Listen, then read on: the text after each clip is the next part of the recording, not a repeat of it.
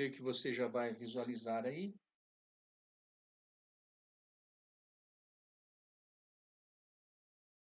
Eu quero hoje, então, com os irmãos, terminar nosso estudo no livro do profeta Daniel, irmãos.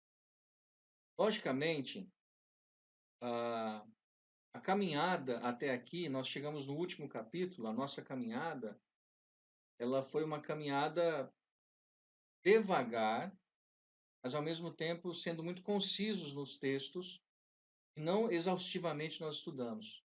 Existem muitas questões que estão dentro do texto, especialmente informações históricas que nós temos, e isso precisa ser mais examinado, melhor examinado, e isso aí eu vou ter que deixar os irmãos buscarem, especialmente lendo os livros de Macabeus, como eu disse, eu recomendei, né? Não é um livro inspirado, mas é um livro histórico, um livro que tem informações, especialmente nesse período intertestamentário, né? Conta-nos a história de Israel, ou o povo de Israel e a cidade de Jerusalém, enfim. Então, você pode buscar essas informações. Outra coisa, o estudo de Daniel é um estudo que ah, ele traz algumas confusões, porque as pessoas acabam querendo aplicar coisas relacionadas a este tempo, que é a época que nós chamamos de época da igreja, querendo ligar esta época ao livro de Daniel.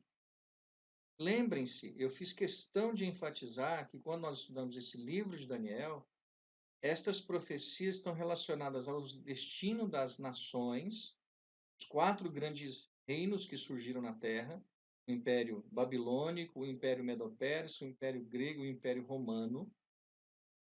E no final dos tempos, o soerguimento do Império Romano reorganizado em 10 confederações, ou 10 nações, 10 reis, que vai surgir no final dos tempos.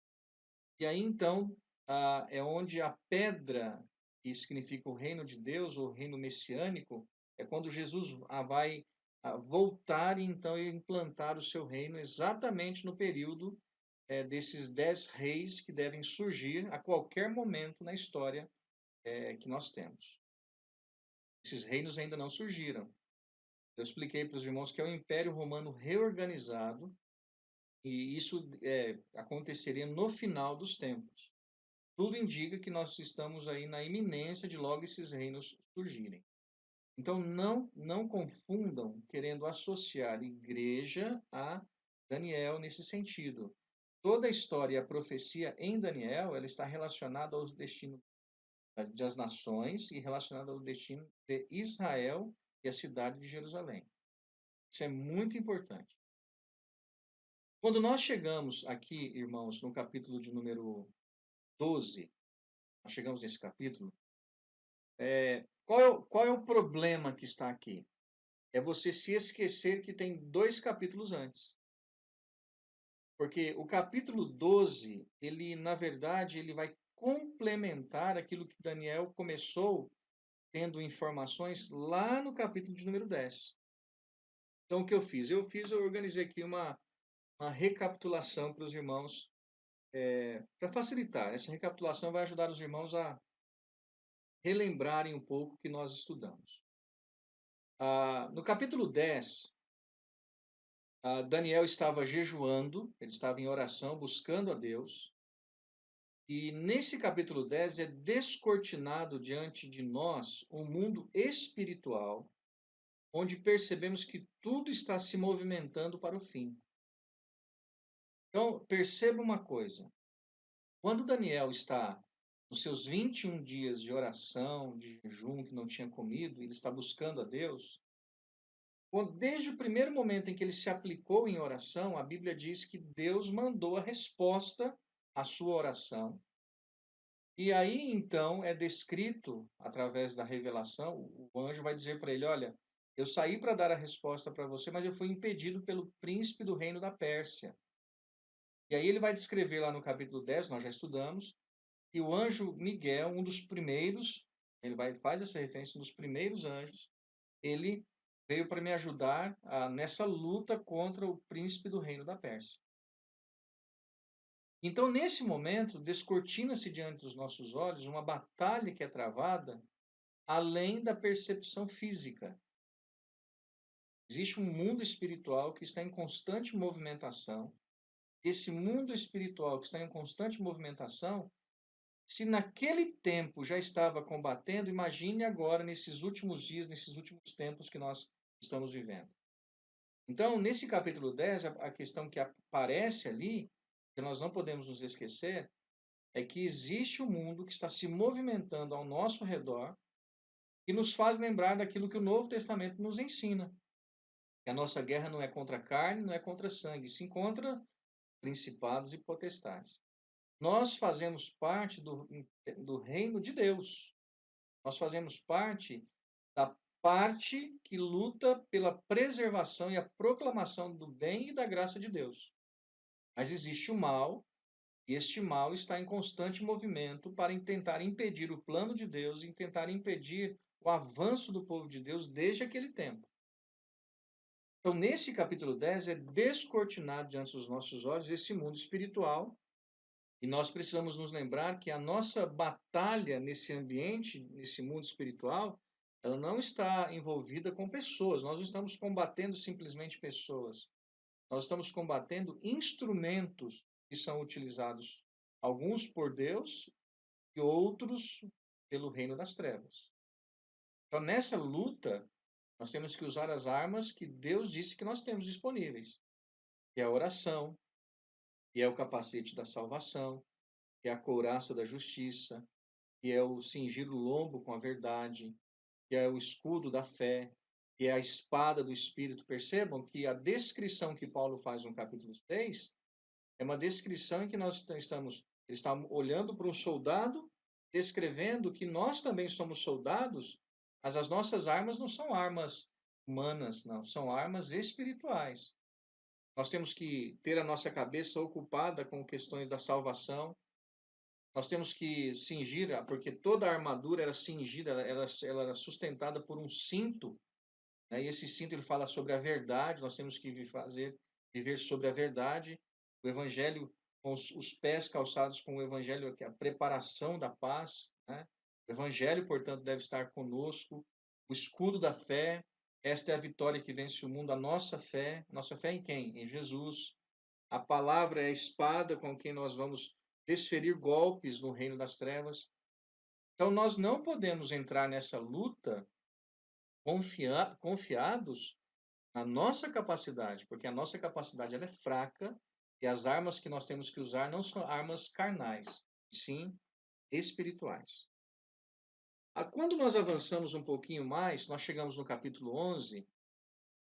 O capítulo 11 nos dá a informação que o centro do plano de Deus no fim se concentrará no Oriente Médio.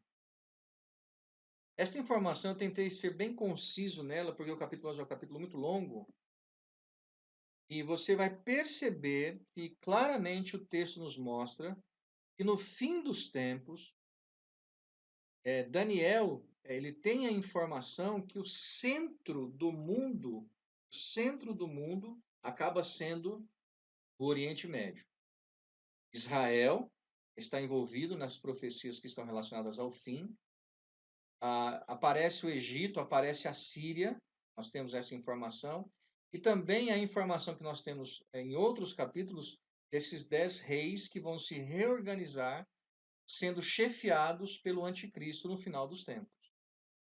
Então, é importante, nesse momento, quando nós olhamos para o capítulo 11, tendo essa sequência do raciocínio.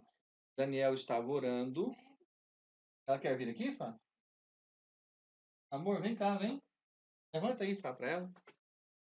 Putz, vem cá, vem, amor. Vem aqui.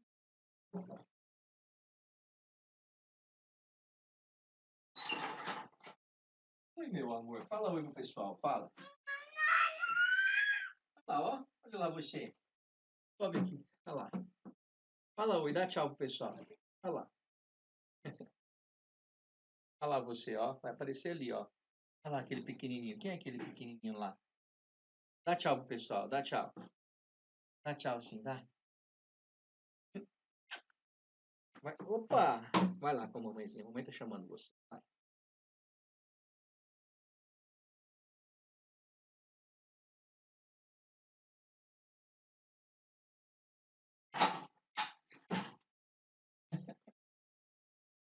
houve uma pequena invasão. Perdoe, tá friozinho, ela vai dormir. Está na hora de tomar banho para dormir. Mas só retomando então, irmãos, me perdoem. Momento, como diz o irmão no grupo, né? Momento família. Invasão, Vânia, teve invasão. Então, quando você lê esses 3 últimos capítulos, tem que perceber que existe uma sequência.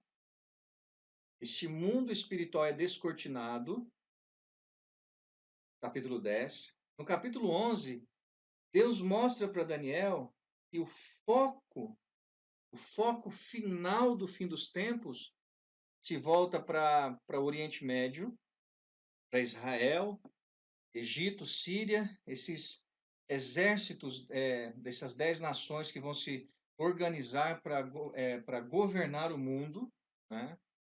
Só para os irmãos terem uma ideia, eu não sei se quando isso vai acontecer, mas existe a informação que há um declínio monetário agora, uma crise econômica muito profunda está por vir, e então alguns acreditam que depois desta crise, desse caos estabelecido, deve surgir essa nova ordem mundial. Quando isso vai acontecer, irmãos, eu não sei. Se é amanhã, se é daqui um mês, se é daqui um ano, 10 anos. Mas eu creio que, pelo menos é minha, faz parte da minha convicção pessoal que eu não posso fazer disso uma regra, nem marcar data, né? Mas eu creio que nós não estamos distantes dessa realidade acontecer.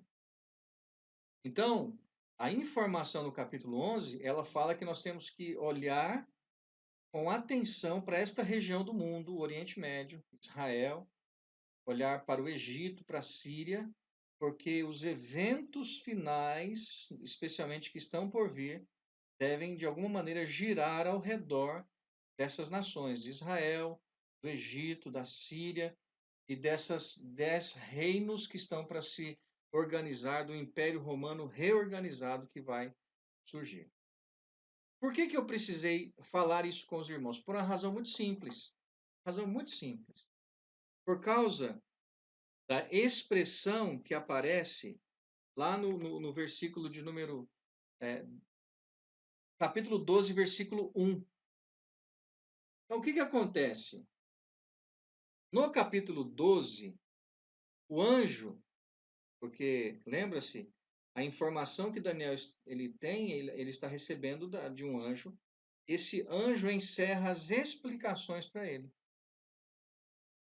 Então, o capítulo 12 é o ponto final, é o epílogo de toda a revelação que começou lá no capítulo 10. É muito importante que os irmãos tenham essa percepção.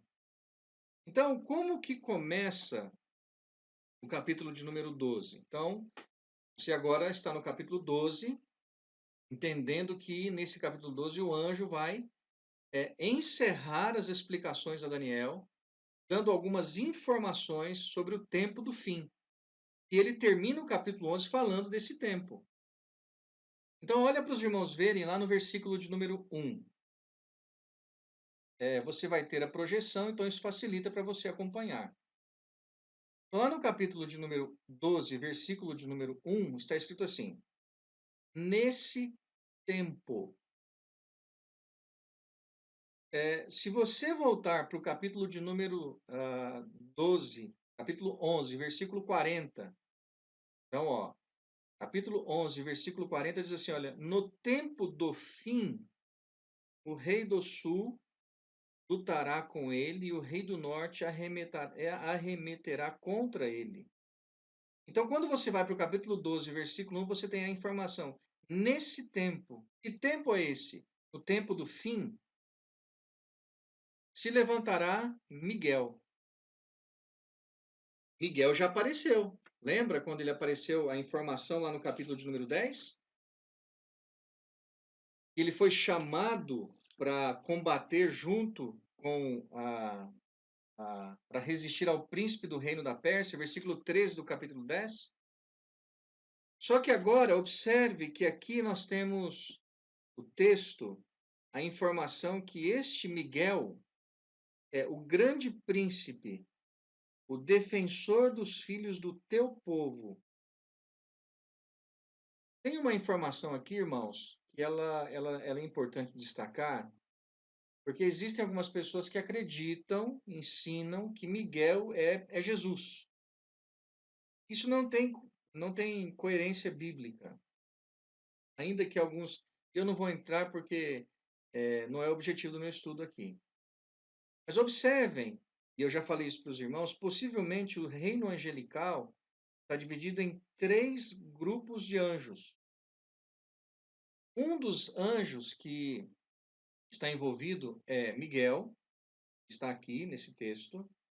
O outro é Gabriel, que apareceu lá no capítulo 9, dando a informação para Daniel sobre as 70 semanas. E um terceiro anjo que nós temos que aparece nas Escrituras, e ele tornou-se um anjo caído, que é Lúcifer, que é Satanás. Então, possivelmente, o reino angelical está dividido com esses três grupos de anjos. Uma parte conduzida por Miguel, uma parte conduzida por Gabriel e outra parte conduzida por Satanás. Sendo que aqueles que estão seguindo Satanás são chamados de anjos caídos e seguiram Satanás na sua rebelião contra Deus. Enquanto que os anjos que estão sendo guiados por Miguel e os anjos que estão sendo guiados por Gabriel são chamados de anjos eleitos. Portanto, eles não caem mais. Eles foram confirmados em santidade. Então, observe o seguinte, que aqui nesse versículo está escrito assim, primeiro, que ele é o grande príncipe. Esta expressão grande príncipe pode ser aquela referência que está em Judas, no livro de Judas, lá no penúltimo livro do Novo Testamento, quando chama Miguel de arcanjo. Arcanjo ou arcanjo é como se fosse essa expressão de um grande anjo. Então, tudo indica que dentro do exército celestial, este anjo ele tem um destaque especial nesse reino angelical. E existem algumas razões, né, mas não é o objeto do meu estudo aqui agora. Mas eu preciso que os irmãos notem, primeiro, nesse tempo. Que tempo? O tempo do fim, dito no capítulo 11, versículo 40. Miguel, o grande príncipe, observe que está escrito, o defensor dos filhos do teu povo. Quem é o povo de Daniel? Os judeus. Então, este grande príncipe chamado Miguel, ele tem uma atribuição ligada em termos de defesa com o seu exército angelical para defender tudo aquilo que está relacionado com Israel. Nesse ponto, eu preciso dizer aos irmãos que existem livros escritos que indicam que se não fosse a ação de Deus usando os seus instrumentos para proteger Israel ao longo dos tempos, Israel há muito já teria sido destruído como nação. Existe alguns livros, né, que são escritos,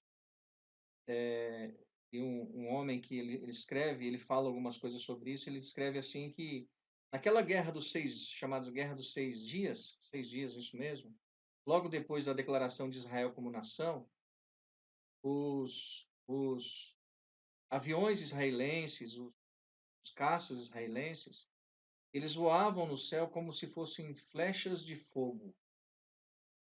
Descrito isso pelos próprios combatentes que lutaram naquela guerra, como raios ou flechas de fogo, ou raios de fogo no céu. Tudo que você pensar em termos de tecnologia, de avanço tecnológico, Israel hoje é primeiro mundo, é top. É tudo que os aviões deles, os radares deles, os sistemas de defesa deles são os melhores do mundo. Do mundo. E tudo isto indicando que Deus tem um propósito para eles, claramente descrito. Agora, isso não invalida o fato que Deus também tem propósito na atual dispensação, nessa atual época que nós estamos vivendo, de alcançar as vidas de todas as nações. Mas nesse texto nós temos Deus dentro da dispensação da lei, ainda no período da lei, mostrando que nesse tempo, chamado tempo do fim, como no capítulo 11, versículo 40, este anjo Miguel, conhecido como Grande Príncipe, possivelmente o arcanjo Miguel, então, não possivelmente no sentido de ser ele o grande arcanjo, né? Se existem outros arcanjos, nós não sabemos, mas a Bíblia não diz, diz somente dele. Então aqui eu estou caminhando, denotando aquilo que o texto diz. O grande príncipe, portanto, o arcanjo Miguel, ele é o defensor dos filhos de Israel, portanto, defensores da nação de Israel, ele e os seus anjos.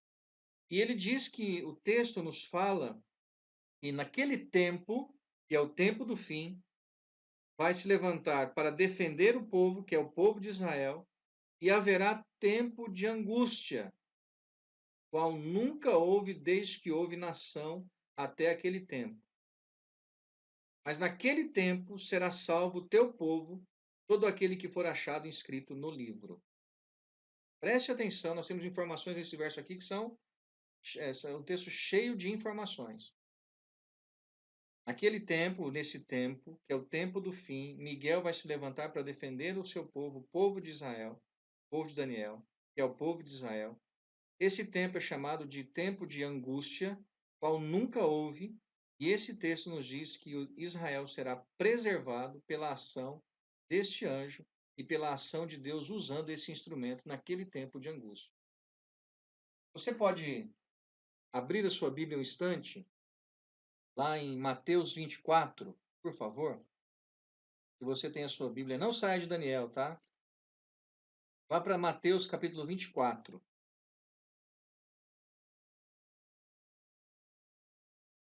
Mateus capítulo 24, versículo 21. Falei que eu quero terminar hoje. Talvez eu vou passar um pouquinho do tempo, irmãos. Então suporta um pouquinho aí. Capítulo 24, versículo 21 de Mateus. Diz assim: Porque nesse tempo haverá grande tribulação, como desde o princípio do mundo até agora não tem havido e nem haverá jamais. Então notem que nós estamos aqui no discurso profético de Jesus. Jesus está falando aqui. E ele está falando exatamente o que aquele anjo falou para Daniel lá. Ele fala que grande tribulação, como desde o princípio do mundo até agora não tem havido e nem haverá jamais. Observe o versículo de número 12, capítulo 12, versículo 1. Mas naquele tempo, melhor, qual nunca houve, desde que houve nação até aquele tempo. Mas naquele tempo será salvo o teu povo, todo aquele que for achado inscrito no livro. Então Jesus falou do mesmo, no seu ministério público, Jesus falou exatamente o que o anjo disse para Daniel, preditivamente. Então observem que nós já começamos o texto com muitas informações, né? Vamos avançar um pouquinho. Então, tendo crido que você entendeu o verso 1, vamos para o verso 2. Então, quando você vai para o versículo de número 2, nós temos uma informação e eu quero só lembrar aos irmãos, isso daqui está sendo escrito, nós temos aí, Daniel está recebendo a informação, coisas relacionadas ao tempo futuro, e ele está dizendo que nesse tempo de angústia, olha o ensino que aparece no capítulo de número 12, versículo 2 de Daniel, cerca de 4 séculos antes de Cristo. É o ensino sobre a ressurreição. Aí quando você lê o Novo Testamento, especialmente Jesus no seu ministério público, você vai perceber que entre os fariseus havia um grupo de pessoas, os saduceus, que tinham dificuldades com o quê? Com a ressurreição. E por que tinha essa dificuldade com a ressurreição? Porque antes, dentro e sob a influência da cultura grega, e não só dentro da influência da cultura grega, mas alguns filósofos, e até mesmo historicamente, desde, podemos dizer, lá de tempos ainda remotos, no Egito, essa ideia de ressurreição, ela não era muito bem recebida. E aí existiam aqueles que acreditavam que a pessoa morreu, acabou. E outros acreditavam que o corpo ficava migrando de uma alma, de um corpo para outro corpo, a transmigração da alma, que é defendida pelos espíritas. Mas observe nesse texto que Daniel tem a informação que nos últimos tempos haveria uma ressurreição, ou melhor, haveria ressurreição, e ele aqui chama de uns para a vida eterna e outros para vergonha e horror eterno. Se você for para o capítulo 5 de João e estudar esse texto, exatamente Jesus fala sobre isso também. Alguns que ressuscitarão para a vida, a ressurreição da vida, e outros que ressuscitarão para ressuscitarão para a vergonha e o horror ou tormento eterno. Então observe, irmãos, que Daniel, escrito aí há mais de 4 séculos antes de Cristo, né, ele está nos dando informação aqui sobre uma verdade que amplamente, dentro do aspecto do próprio ambiente judaico, já estava predito. Daniel e o anjo está dizendo para ele, olha, haverá ressurreição. Uma ressurreição para a vida, e uma ressurreição para a vida é aqueles que vão ser ressuscitados para viver eternamente com Deus. E a ressurreição para a vergonha e o horror eterno são aqueles que vão ser ressuscitados para serem lançados na condenação eterna. Então, lembre-se de uma coisa. Isso é muito importante você perceber isto. Nós estamos lendo um texto que foi escrito mais de 4 séculos antes de Cristo, onde um anjo está dizendo para Daniel, de forma precisa, sobre a verdade da ressurreição que foi comprovada de maneira completa no Filho de Deus. Jesus morreu e ao terceiro dia ele ressuscitou. E o que significa isso? Ele é chamado de as primícias da ressurreição. Então, a partir daquele momento, estava confirmado e declarado de maneira comprovada ao homem está ordenado morrer uma só vez, vindo depois disso o juízo. Então, você que está me ouvindo, a sua convicção a respeito da ressurreição precisa ser uma convicção muito clara. Se você morrer sem Cristo, você vai ressuscitar o seu corpo e você vai ser lançado na condenação eterna completamente, a sua alma e o seu corpo. É importante isso, porque algumas pessoas acham que não. Acham que não. Morreu, acabou, fica dormindo. Outros têm a ideia de que não só ficam dormindo, mas que vai evoluindo, passando de corpo e a reencarnação. Não. Você ou eu morrendo, nosso corpo vai para o pó, vira pó, vai ser consumido pelo pó, né? A nossa alma, ou ela vai para perto de Deus, ou ela vai para longe de Deus. E então, quando Jesus voltar para estabelecer o seu reino, haverá, conforme o texto descrito aqui, uma ressurreição para a vida eterna, uma ressurreição para a morte eterna. Cabe você aqui lembrar o seguinte: nesse texto está contemplado Israel, as nações. A igreja não está envolvida aqui, eu creio, mas isso eu vou ter que dizer mais para frente, porque o que eu preciso que você se lembre quando passar por esse texto, e lá na frente nós vamos explicar melhor isso, o que você precisa se lembrar é que a verdade da ressurreição estava escrita de maneira clara no Antigo Testamento, e esse é um dos textos mais claros, e nós temos a ratificação dele no Novo Testamento, quando Jesus fala sobre a ressurreição para a vida e a ressurreição para a vergonha e o horror eterno. Daniel estava ouvindo aqui a respeito disso. Essa é uma informação, irmãos, muito, mas muito, muito, muito importante. A ressurreição é uma realidade.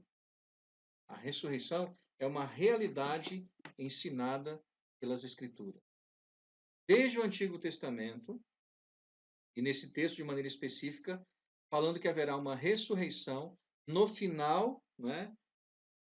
Tudo indica daquele tempo de angústia, Portanto, no final, quando terminar ali a tribulação e a transição para a implantação do reino, vai acontecer uma ressurreição, que é a chamada primeira ressurreição, e possivelmente depois de 1000 anos a ressurreição para o tormento eterno, que é o chamado juízo do grande trono branco.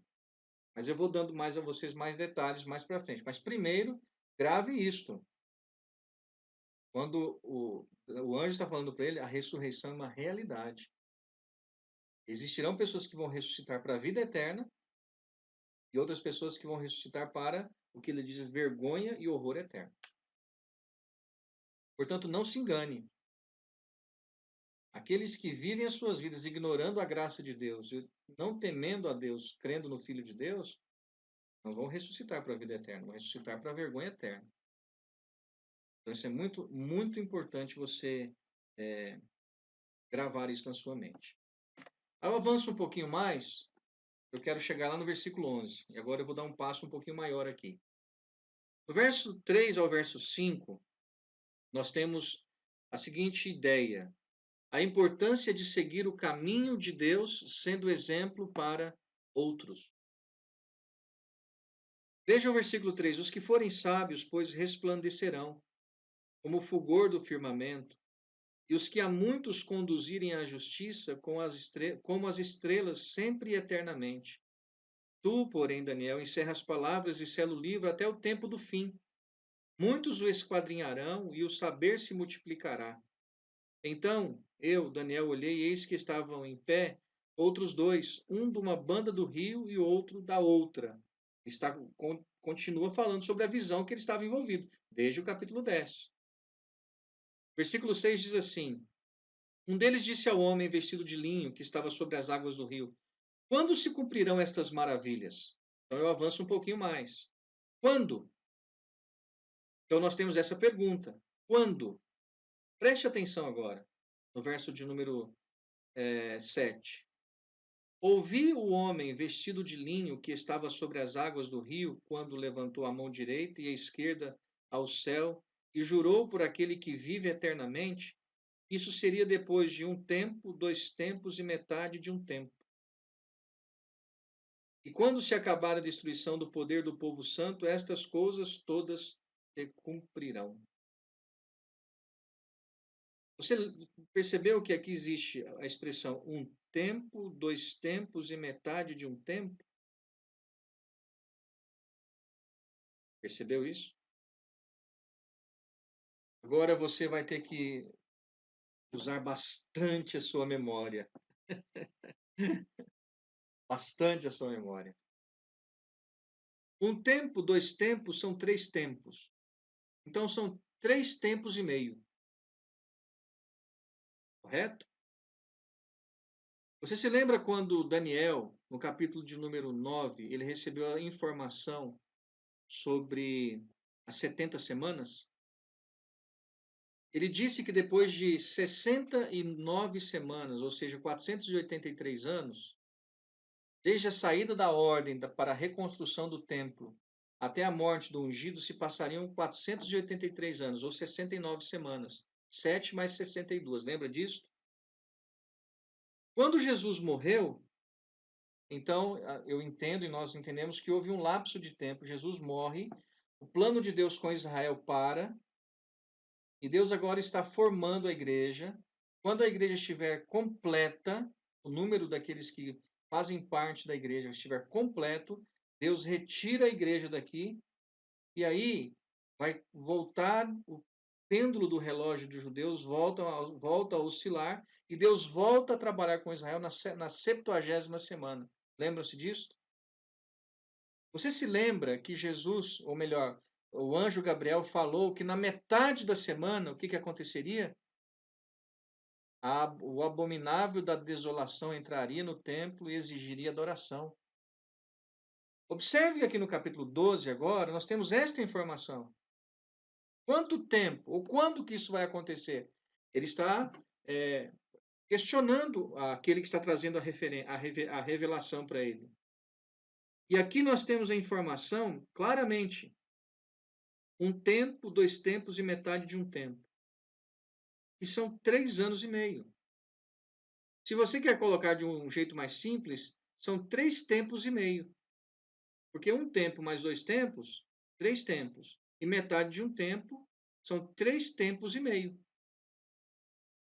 Então nós entendemos que 7 anos corresponde a uma semana. Então, a metade da semana são 3 anos e meio, exatamente o que está escrito aqui. Então, quando que vai acontecer essas coisas aqui? No período final da tribulação. Observe que o versículo 8, Daniel não entende. Diz isto, olha. Eu ouvi, porém não entendi. Então eu disse, meu senhor, qual será o fim destas coisas? Agora veja a resposta. Muitos serão purificados, embranquecidos e provados. Mas os perversos procederão perversamente, e nenhum deles entenderá, mas os sábios entenderão. Olha só, os sábios entenderão. Então, irmãos, isso que eu estou falando aqui, eu creio que muitos, eu ouço assim coisas assustadoras com relação a isso que eu estou falando para os irmãos. Não faz sentido, que isso não pode ser, enfim. E como eu disse para os irmãos quando eu comecei essa série de estudos, eu disse assim, olha, eu respeito todas as outras posições, respeito. Existem pessoas sérias e não acreditam desta maneira, mas acreditam que Jesus vai voltar ou voltará. Então, em comum, nós temos isto. Assim como eles creem que Jesus voltará, eu também creio que Jesus voltará. Então, nós temos a mesma esperança, que é a volta de Jesus.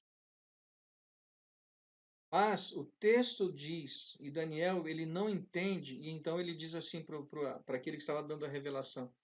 Ele diz assim, olha, meu senhor, qual será o fim? Eu não entendi. E então o anjo fala para ele assim, Daniel, a informação que eu tenho para você é essa nesse momento. E é nada além do que eu posso dizer nesse momento para você. Isso é suficiente. E aí, irmãos, eu quero avançar para terminar o meu estudo em Daniel e fazer algumas aplicações, porque é importante aqui. O versículo de número 11 e 12 tem mais informações. Então, Daniel não entendeu, e aí o texto ele fala dá algumas informações que são informações que exigem a nossa mente pensar. Então, isso que eu vou dizer aqui para você, e que está projetado aí para você, depois você tira um print da sua tela, dá uma lida nisso com calma. Leia esses versículos que estão aí. O texto no versículo 11 diz assim, olha, depois do tempo em que o costumado sacrifício for tirado, lembrem-se de Daniel, capítulo 9, versículo 27. Está lá também. No meio da 70ª semana, no meio dela, os 7 anos da tribulação, o anticristo vai entrar no templo, assim como fez Antíoco Epifânio, e vai exigir adoração. Lembra? Essa é a abominação. O texto ali fala de abominação desoladora. Está escrito aí Mateus 24, 15, Daniel 9, 27. Vai lá depois e olha lá para você ver. Daniel 9, 27 está falando sobre a mesma coisa que o anjo está mostrando aqui para Daniel 11, capítulo 12, versículo 11. Na metade da tribulação, o anticristo abolirá os sacrifícios judaicos.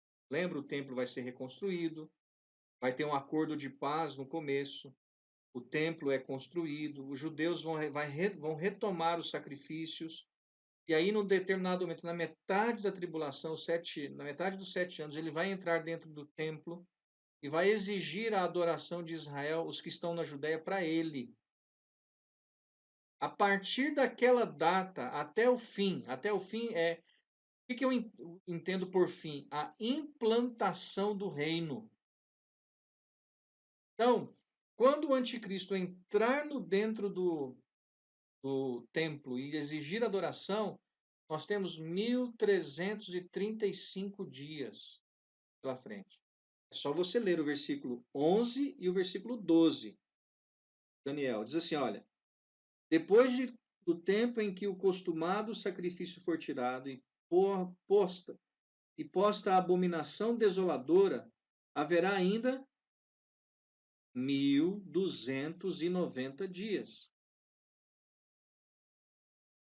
Lembre-se o seguinte, 3 anos e meio são 1.260 dias. Nesse texto nós temos 1.290 dias e no versículo de número 12 nós temos assim, bem-aventurado o que espera e chega até 1.335 dias.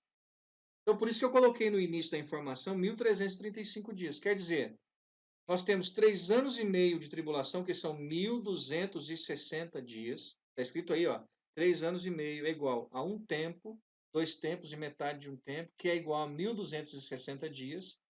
Porém, no verso 12, nós temos 1.335 dias. Como explicar essa diferença de 75 dias? Aí os irmãos vão encontrar diversas explicações. Tá? Eu entendo esse versículo assim. E eu não estou sozinho, a minha linha de interpretação dispensacionalismo, ela acredita o seguinte, que uma forma que podemos explicar é que desde a abominação desoladora, ou seja, quando o anticristo entrar dentro do templo, na metade da tribulação, até a segunda vinda de Jesus, temos 1.260 dias. Quer dizer, a batalha do Armagedon, Jesus vem para proteger o seu povo, livrar o seu povo. Nós temos 3 anos e meio. 1.260 são 3 anos e meio, que também são um tempo, 2 tempos e metade de um tempo, tá? E vocês têm 1.260 dias. E os 75 dias a mais são dias para a implantação do reino do Messias, milênio. Então, do final da tribulação até a implantação do reino, nós temos um período de aproximadamente um período de 75 dias, em que nesses 75 dias é tempo de julgamento das nações, é tempo das nações se apresentarem diante do rei para prestarem contas, e Deus vai separar aqueles que vão entrar no reino e aqueles que não vão entrar no reino. E aí nós temos um período de 75 dias. Então, esses 75 dias a mais é o tempo para a implantação do reino messiânico.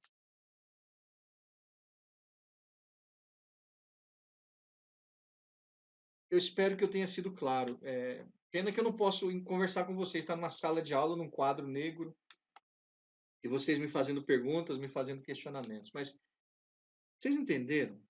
Depois faz um print aí e leia de novo da tela, mas leia de novo isso. Eu espero que você tenha entendido. Olha, esta é uma forma que os dispensacionalistas, aqueles que acreditam na tribulação, que acreditam nas 70 semanas como 490 anos, ensinam.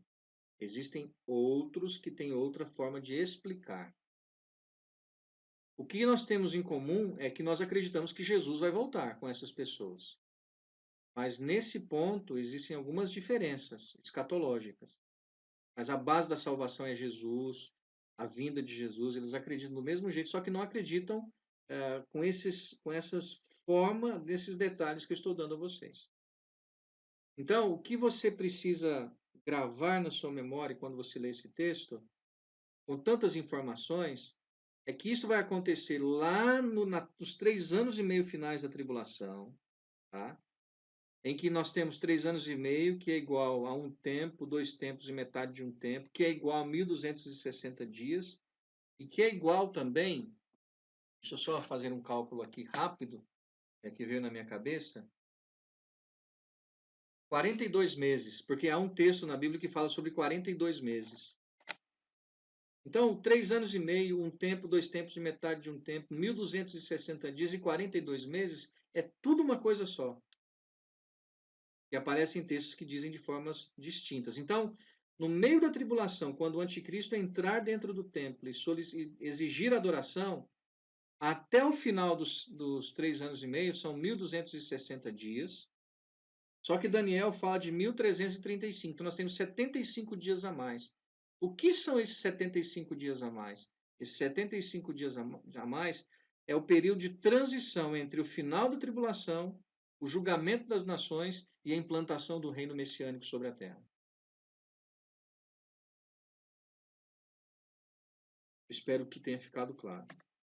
E aí, irmãos, eu quero terminar com as considerações finais. Fazer uma reflexão final, para terminar. A primeira consideração final que eu quero que você grave na sua memória é esta. É possível servir a Deus mesmo quando a maioria não dá a importância para ele. Lembre-se disto quando você ler Daniel outra vez. Daniel serviu a Deus, irmãos, num momento em que nada era favorável servi-lo. Daniel preferiu andar no caminho estreito e entrar pela porta estreita, quando a maioria preferiu andar pela porta larga e o caminho espaçoso. Esta é uma verdade que se aplica desde Daniel para nós também hoje. Eu quero dizer para os irmãos que é possível servir a Deus, mesmo quando a maioria não quer saber dele. E infelizmente, a maioria das pessoas que hoje vivem não querem saber de Deus. Estão preocupados com religiosidade e a espiritualidade e a religiosidade são questões distintas, ao meu ver. Mas essa é uma reflexão para um outro momento. Né? Deus nos criou, e quando Ele nos criou, Ele colocou em nós uma necessidade de adorá-lo. O pecado desviou o rumo. Então, o homem continua tendo a necessidade da adoração. A necessidade da adoração dentro do homem, ela só é satisfeita em Deus, mas a maioria dos homens colocam outra coisa no lugar de Deus e acham que esta outra coisa é Deus. E aí, então, constroem para si segmentos, religiosidade, achando que essa religiosidade é suficiente e assim ignoram o caminho de Deus. Então, a primeira coisa que eu gostaria que você gravasse na sua memória, no seu coração, e que o Espírito Santo guie você nessa direção, é possível servir a Deus. Possível. Agora, não tenha a ideia que vai ser fácil. Daniel nos mostrou desde o princípio que não seria fácil. Mas é possível. Segundo, lembre-se, vale a pena servir a Deus. E aí eu coloco uma observação aqui para aqueles que já são idosos. Existem muitos idosos, irmãos, que acham que a vida se resume a ficar de chinelo, tranquilão dentro de casa. Que bom que você, sendo idoso, tem essa oportunidade. Mas eu quero dizer para você, irmão e irmã que está me ouvindo, que possivelmente já é avançado em idade. Lembre-se que a Bíblia fala a respeito dos idosos que na velhice darão quê? Frutos. Daniel tinha tudo para ser um idoso chato, um solteirão chato, vamos colocar assim. Tudo. Com 85 anos, muda o império da Babilônia para o Império Medo-Persa, ele é preservado com vida, e Daniel se envolve naquele ambiente para testemunhar do seu Deus, e a consequência daquele envolvimento, ele é colocado dentro da cova dos leões. Daniel achava que morreria, mas Deus preservou sua vida. Portanto, não é porque você ou eu estamos envelhecendo que nós podemos nos considerar como se nós não tivéssemos mais funcionalidade. Então, coloque-se à disposição de Deus e sirva a Deus, porque vale a pena. Independente da idade que você tiver. Mas eu coloquei a questão dos idosos aqui porque Daniel era idoso. Quando Daniel está reescrevendo esse capítulo 12 aqui, essa revelação, ele tem já perto dos seus 90 anos, já está perto de morrer. Mas ele continuava sendo útil. E se tem uma coisa, irmãos, que sim, eu peço a Deus, é isso. Porque eu sei que naturalmente nosso corpo ele vai enfraquecendo. Mas eu quero ser útil a Deus, com a minha mente apta, se assim Ele permitir, para ensinar e pregar e falar e mostrar a direção, o caminho. Enquanto Deus me der forças físicas, só que a gente vai caminhando nessa direção, né? Graças a Deus, Deus está permitindo a gente envelhecer. Agora, à medida que eu envelhecer, eu espero ser útil nas mãos de Deus e espero ser um idoso, ainda que eu já seja um pouco chato, né? Mas eu quero ser um idoso assim útil, útil nas mãos de Deus. Porque ainda que eu não tenha força física, porque fisicamente a gente vai enfraquecendo com a idade, mas se a minha mente estiver apta, a gente pode ajudar outras pessoas instruindo o caminho, no caminho do Senhor. Terceiro, lembre-se, Deus não pune ninguém sem que antes ele avise de maneira abundante. Deus está avisando. Como as páginas que foi feito, né, a Vânia fez, eu quero lembrar os irmãos, desde Daniel, há mais de 2.500 anos atrás, ou pelo menos 2.500 anos atrás, Deus já estava avisando. Deus não pune ninguém sem antes avisar. Ele avisou Nabucodonosor, ele avisou a Babilônia, ele mostrou, ele deu indícios claros. Nabucodonosor se arrependa. Nabucodonosor não se arrependeu, foi pastar. Muitas pessoas que estão ouvindo, que ainda talvez não tenham entregue as suas vidas a Jesus, lembre-se, você parte desse mundo. Você parte avisado. Parte avisado. E partir desse mundo sem Jesus é condenação eterna. Então não vá sem Jesus. Entregue a sua vida a Jesus hoje. Creia nele hoje, siga hoje, porque hoje é dia da salvação. Quarto, tudo está muito próximo de acontecer. Sabe, irmãos, é que eu vou fazer a minha aplicação final. Eu não sei você, mas eu tenho assim a impressão que o povo de Deus não tem mais lugar nesse mundo. Hoje, você querer fazer as coisas certas é você ser errado. Você acreditar naquilo que Deus diz a respeito, por exemplo, da estrutura básica da família, que é homem e mulher, é você estar errado. Você olha para tudo que está acontecendo, a iniciativa privada com a economia em decadência, muitas pessoas reduzindo o salário e os nossos governantes fazendo reajustes dos seus salários. Opa, acho que tem uma invasão aqui de novo. Levanta aí, fala. Oi, amor, vem aqui no papai.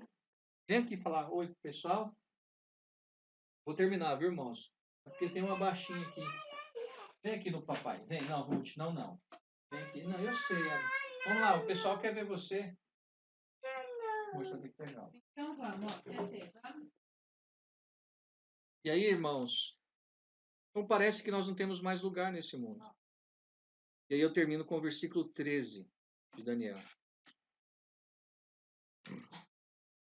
Deus disse para ele assim: Tu, porém, segue o teu caminho até o fim, pois descansarás, e ao fim dos dias te levantarás para receber a tua herança.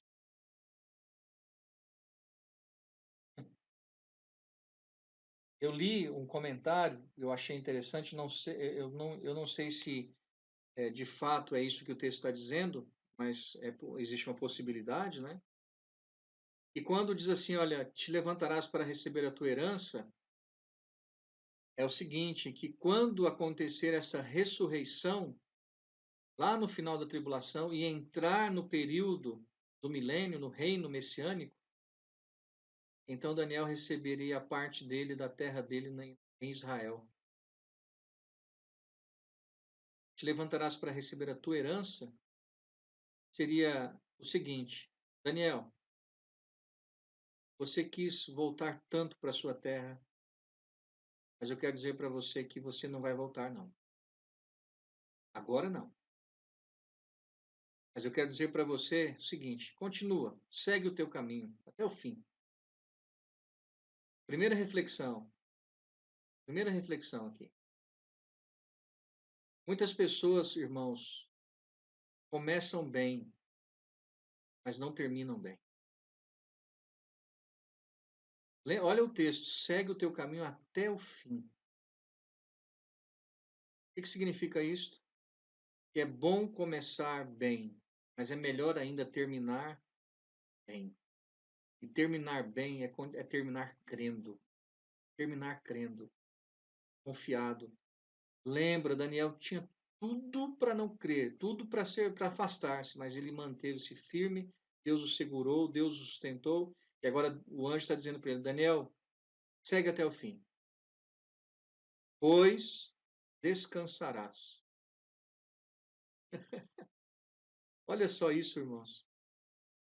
Mais de 70 anos cativo, perdeu a família, perdeu a casa, perdeu a terra, perdeu a sua cidade, mas permaneceu firme. E agora ouve do anjo dizendo para ele: pois você vai descansar, Daniel. E ao fim dos dias, então, no fim dos dias, quando esse período da tribulação chegar, te levantarás para receber a tua herança. E aqui, então, levantarás para receber a tua herança é assim: o rei dos reis vai se sentar no trono. Ele vai reinar. E você vai receber a tua herança, a parte que te cabe na terra de onde você foi tirado.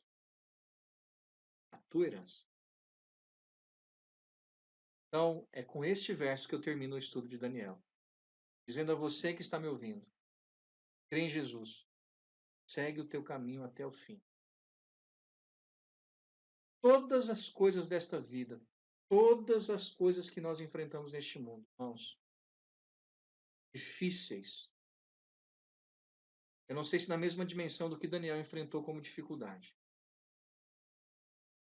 Mas vai chegar um momento que, chegando até o fim, crendo, nós vamos ouvir do nosso mestre: quem está? Tomara que isso seja dito para todos nós que cremos. Quem está, servo bom e fiel, entra para o descanso. Chegou em casa. Vem para cá. Já cessaram os males aí. Entra. E você vai ouvir dele essa ideia. Você vai ser recompensado. Meu desejo é esse para você, meu irmão, minha irmã. Esse é o desejo do meu coração para a sua família. E Jesus entre na sua casa, salve completamente a sua vida, a sua família, e você tenha esta esperança que Daniel recebeu naquele momento.